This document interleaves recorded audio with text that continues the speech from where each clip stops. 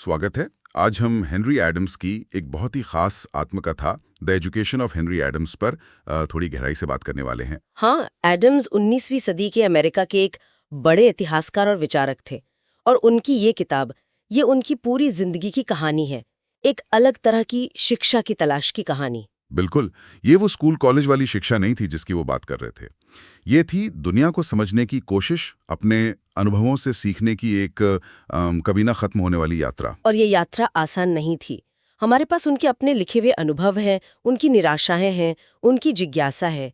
वो लगातार कोशिश कर रहे थे कि ये बदलती दुनिया, मतलब 19वीं सदी से 20वीं सदी में जो बदलाव आ रहे थे, उन्हें कैसे समझा जाए। सही कहा। तो आज हमारा मकसद भी यही है, एडम्स की इस यात्रा को समझना, उनके अनुभवों और उनकी सोच के अहम पड़ावों को देखना। ये सिर्फ एक व्यक्ति की कहानी नहीं, बल्कि एक तरह से उस पूरे युग के आईने जैसी है। उतनी ही प्रासंगिक है मेरे ख्याल से। खैर, कहाँ से शुरू करें? शायद उनकी औपचारिक शिक्षा से। हाँ, वहीं से शुरू करते हैं। एडम्स शुरू से ही पारंपरिक शिक्षा को लेकर थोड़े शंकित थे। उनका मानना था कि असली शिक्षा सिर्फ रटना नहीं है, बल्कि अपने औजार तेज करना है, सोचने के, विश्लेषण करने के। बिल्कुल। उन्हें लगता था कि स्कूल के दिन तो लगभग बर्बाद ही हो गए और हार्वर्ड, जहां उनके सब दोस्त गए, वो उनके लिए सामाजिक सम्मान का प्रतीक ज्यादा था, ज्ञान का स्रोत कम। अच्छा, वो ऐसा मानते थे? हाँ, वो कहते थे कि हार्वर्ड जैसे संस्थान शायद सम्मानित नागरिक तो बनाते हैं, पर वो ये नहीं मानते थे कि वो मनुष्यों के नेता, यानी कि समाज को नई दिशा देने वाले लोग तैयार करते हैं। और ये एहसास वक्त के साथ और गहरा हुआ, खासकर जब उन्हें लगा कि दुनिया बदल रही है। हाँ, बिल्कुल। उन्हें बहुत शिद्दत से महसूस होता था कि उनकी जो जड़ें थीं वो 18वीं सदी की थीं और वो शिक्षा आने वाली 20वीं सदी की चुनौतियों के लिए बिल्कुल नाकाफी थी। उन्होंने लिखा भी है शायद कि 1900 तक आते आते उन्हें लगा कि उनकी तो कोई शिक्षा ही नहीं है। हाँ, बिल्कुल। उन्हें लगा कि एक अमेरिकी के तौर पर उनकी कोई शिक्षा ही नहीं थी, जैसे वो एक पुरानी सदी के खिलाड़ी हों जिन्हें बिल्कुल नए खेल के नियम सीखने पड़ रहे हों। ये बात तो आज भी सोचने पे मजबूर करती है ना? कि क्या हमारी शिक्षा हमें आने वाले कल के लिए तैयार कर रही है? खैर, हाँ, ये सवाल हमेशा रहता है। तो इस औपचारिक शिक्षा से मोहभंग के बाद एडम्स ने अनुभव से सीखने की ठानी और दुनिया देखने निकल पड़े। यूरोप की यात्राएं कैसी रही उनकी? मिली-जुली कह सकते हैं, और ज्यादातर निराशा बढ़ाने वाली ही। जैसे 1858 में जब वो लंदन गए, तो शहर तो बड़ा लगा, पर उन्हें उसमें 18वीं सदी की बू आई, जो उन्हें खास पसंद नहीं थी। उन्हें लगा जैसे वो वक्त में पीछे जा रहे हों। अच्छा, और जर्मनी, बर्लिन का अनुभव कैसा था? बर्लिन तो उनके शब्दों में एक गरीब, तीक्ष्ण बुद्धि वाला प्रांतीय शहर था। मतलब सरल, गंदा, असभ्य। और वहाँ का हाई स्कूल सिस्टम, वो तो उन्हें बिल्कुल दम घोटू लगा। बहुत ज्यादा बोझ था छात्रों पर। तो यूरोप में भी उन्हें वो नहीं मिल रहा था जिसकी तलाश थी, लेकिन इटली, रोम के बारे में वो अलग तरह से लिखते हैं शायद। हाँ, इटली, खासकर रोम, उनके लिए एक अलग अनुभव था, ज्यादा संवेदनात्मक। कला, इतिहास, भावनाएं। रोम उन्हें बहुत तीव्र और गहरा लगा। एक ऐसी जगह जो जैसे प्रगति के नियमों को मानती ही न हो। लेकिन क्या इससे उन्हें जीवन जीने का कोई तरीका मिला? वो शिक्षा मिली? नहीं, वो भी नहीं। रोम ने उन्हें प्रभावित तो बहुत किया, पर वो कहते हैं कि इसने उन्हें ये नहीं सिखाया कि जीवन कैसे जिया जाए। शायद यही सिखाया कि इंसान के कर्मों पर ये ईश्वर का गुस्सा है। हाँ। अच्छा, और सामाजिक तौर पर लंदन के समाज में घुलना मिलना, कुछ दिलचस्प किस्से भी हैं शायद। हाँ, लंदन का समाज उनके लिए एक पहेली जैसा था। वो अक्सर खुद को बाहर का महसूस करते थे। एक मशहूर किस्सा है मिस बर्डेट कूट्स की पार्टी का, जहां वो किसी को नहीं जानते थे तो खिड़की के पास जाकर छिप गए थे। सच में? हाँ। या फिर चिज़विक में ड्यूक और उनके रिश्तेदारों को लॉन पर बच्चों वाले खेल, लीप फ्रॉग खेलते देखना। उन्हें लगता था ये अंग्रेज लोग बड़े अजीब हैं, मतलब अपनी ही धुन में मस्त रहते हैं। उनकी विलक्षणता उन्हें हैरान भी करती थी और आकर्षित भी। तो ये यात्राएं, ये सामाजिक अनुभव, इनके बाद वो अमेरिका लौटे। वॉशिंगटन डीसी का माहौल कैसा लगा उन्हें, खासकर गृह युद्ध के समय और बाद में? वॉशिंगटन तो उनके लिए राजनीतिक मोहभंग का एक बड़ा सबक साबित हुआ। उन्होंने सत्ता की भूख, नेताओं की अज्ञानता और पद के लिए जो छीना झपटी होती है, उसे बहुत करीब से देखा। खासकर राष्ट्रपति ग्रांट को लेकर उनकी राय काफी तीखी थी। अपने आप में एक मजाक है, मतलब स्थापित सिद्धांतों की अवहेलना है। उनका पूरा व्यक्तित्व ही एडम्स को समझ नहीं आता था। तो कुल मिलाकर यूरोप की यात्राएं हों, लंदन का समाज हो या वॉशिंगटन की राजनीति, ये सब अनुभव मिलकर भी उन्हें वो शिक्षा नहीं दे पाए जिसकी वो तलाश कर रहे थे। ऐसा ही लगता है। हर अनुभव से ज्ञान का कोई टुकड़ा तो मिलता था, पर वो जुड़कर कोई कोहेरेंट मतलब एक मुकम्मल तस्वीर नहीं बना पा रहे थे। सब कुछ बिखरा बिखरा सा महसूस हो रहा था। तो ये अनुभव उनकी शिक्षा के अधूरेपन का ही एहसास कराते रहे। बिल्कुल। वो जितना ज्यादा देख रहे थे उतना ही ज्यादा महसूस कर रहे थे कि वो कितना कम जानते हैं या कितना कम समझते हैं। अच्छा, तो अनुभवों के अलावा कुछ लोग भी थे जिनसे एडम्स बहुत प्रभावित हुए। परिवार का जिक्र तो आपने किया ही था। हाँ, परिवार का असर तो बहुत गहरा था। उनके दादा जॉन क्विंसी एडम्स, जो खुद राष्ट्रपति रह चुके थे, उनका वो किस्सा बहुत मशहूर है। जब हेनरी बचपन में स्कूल नहीं जाना चाहते थे तो दादाजी बिना कुछ कहे, बिना डांटे, चुपचाप उनका हाथ पकड़कर उन्हें स्कूल ले गए थे। हाँ, वो शांत दृढ़ता। बिल्कुल। उससे एडम्स ने बहुत कुछ सीखा। और उनके पिता चार्ल्स फ्रांसिस एडम्स, वो भी एक अलग तरह के व्यक्ति थे, अपने में रहने वाले, भीड़ में भी अकेले। उन्होंने हेनरी पर कभी अपने विचार थोपने की कोशिश नहीं की। शायद इसी वजह से हेनरी इतने सवाल पूछ पाए। हो सकता है उन्हें वो बौद्धिक स्वतंत्रता मिली। उनकी दादी भी थी, लुइजा कैथरीन एडम्स, जो उन्हें थोड़ी विदेशी लगती थी, जैसे लुईस 16वें का फर्नीचर। हाँ, परिवार के बाहर कौन लोग थे जिन्होंने खास असर डाला? उनके दोस्त क्लैरेंस किंग और जॉन लाफार्ज का नाम आता है। हाँ, ये दोनों बहुत अहम थे। क्लैरेंस किंग को तो वो सेज ब्रश में उगने वाला स्वर का पक्षी कहते थे। मतलब अमेरिकी पश्चिम के उस रूखे माहौल में एक असाधारण प्रतिभा। किंग को भूविज्ञान, कला, साहित्य मतलब सब पता था। एडम्स उनसे बहुत सीखते थे। और लाफार्ज, वो एक कलाकार थे? हाँ, जॉन लाफार्ज एक जटिल सोच वाले कलाकार थे। उन्होंने एडम्स को बारीकियों पर ध्यान देना सिखाया, अलग अलग नजरिए से देखना सिखाया। लाफार्ज का दिमाग, जिसे अमेरिकी समाज की उस सीधी सपाट सोच के खिलाफ एक चुनौती था। और राजनीतिक हस्तियों में थार्लो वीड का जिक्र आता है। एडम्स उन्हें पूरी अमेरिकी शिक्षा मानते थे, ऐसा क्यों? हाँ, थार्लो वीड उस समय के बड़े राजनीतिक मैनेजर थे। एडम्स के लिए वो राजनीतिक यथार्थवाद के प्रतीक थे। वीड सिद्धांतों से ज्यादा जमीनी हकीकत, जोड़ तोड़, सत्ता कैसे काम करती है, ये सब समझते थे। कोई खास बातचीत याद है आपको? हाँ, एक बार एडम्स ने उनसे पूछा कि क्या किसी राजनेता पर भरोसा किया जा सकता है? तो वीड ने कहा कि वो किसी नौजवान को ऐसी सोच के साथ राजनीति में आने की सलाह तो नहीं देंगे। ये एडम्स के लिए बड़ा सबक था कि राजनीति आदर्शों पर नहीं चलती। अच्छा। तो ये सारी मुलाकातें चार्ल्स समनर, ग्लैडस्टोन, गैरीबाल्डी, इन सब से मिलकर एडम्स की समझ बढ़ी या उलझन? देखिए, इन मुलाकातों ने उन्हें अलग अलग तरह के ज्ञान, शक्ति और व्यक्तित्व दिखाए।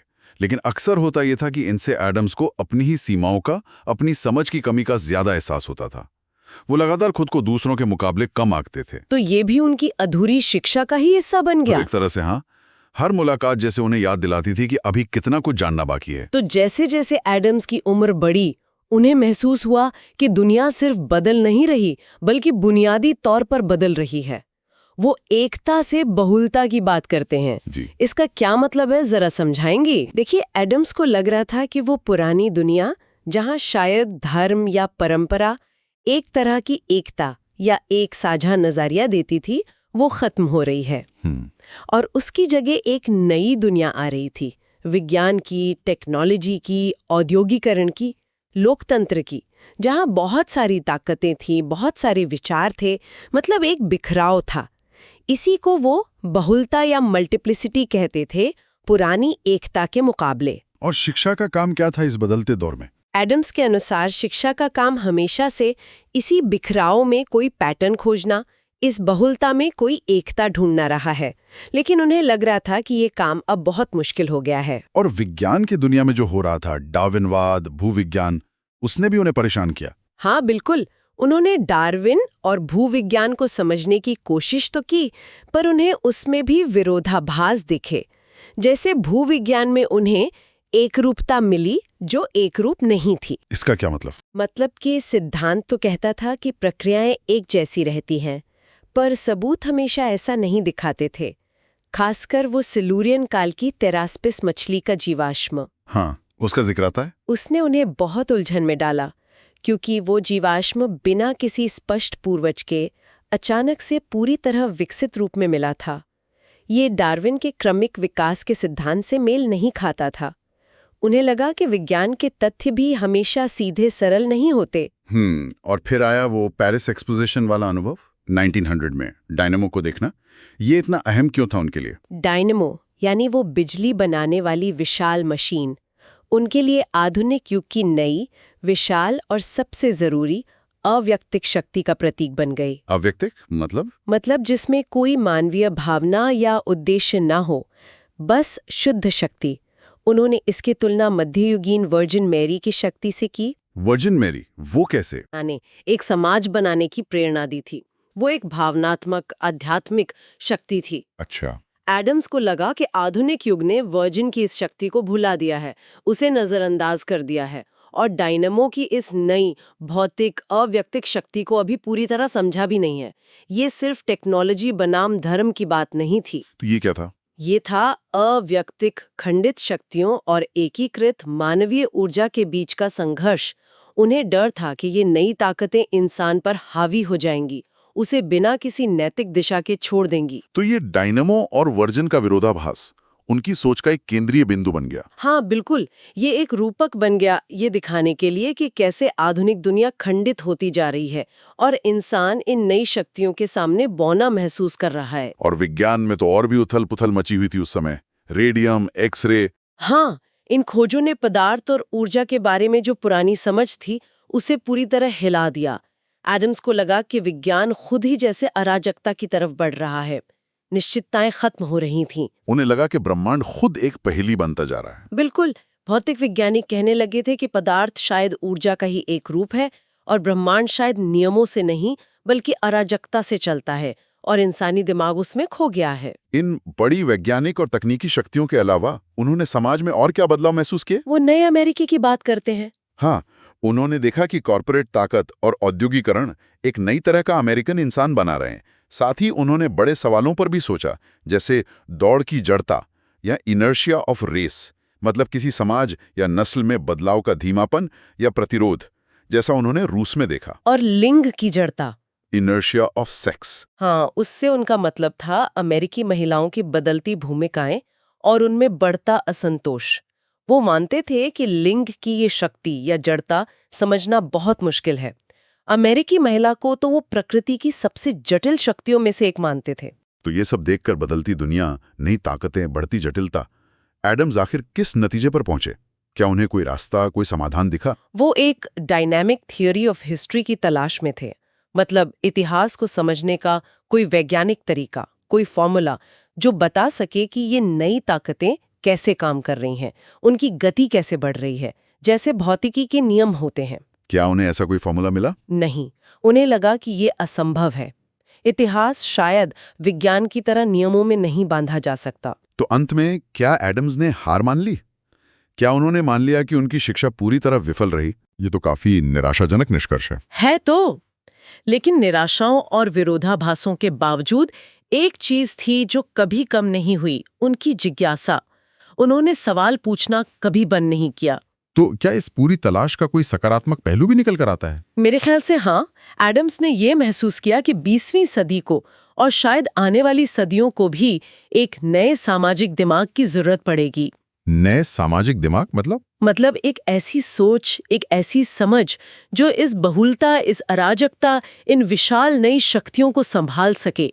उन्होंने ये भविष्यवाणी की कि इंसानी दिमाग को या तो इन नई शक्तियों के साथ तालमेल बिठाना सीखना होगा या फिर उनके सामने घुटने टेकने होंगे। मतलब मन को इन ताकतों को समझना होगा, उन्हें एकीकृत करना होगा। हाँ, वरना वो इंसान पर हावी हो जाएंगी। मन को इन नई तेज रफ्तार ताकतों के साथ कदम मिलाना होगा। तो एडम्स की ये कहानी, उनकी ये कभी न खत्म होने वाली शिक्षा की तलाश, ये आज हमारे लिए क्या मायने रखती है? उनकी चुनौती तो आज भी उतनी बड़ी लगती है। बिल्कुल, हम आज भी तो एक ऐसी ही तेजी से बदलती, तकनीकी रूप से संचालित, बेहद जटिल दुनिया में जी रहे हैं। सवाल आज भी वही है, हम इसे कैसे समझें? कौन सी शिक्षा, चाहे वो स्कूलों में मिले या अनुभवों से, हमें इसके लिए सचमुच तैयार करती है?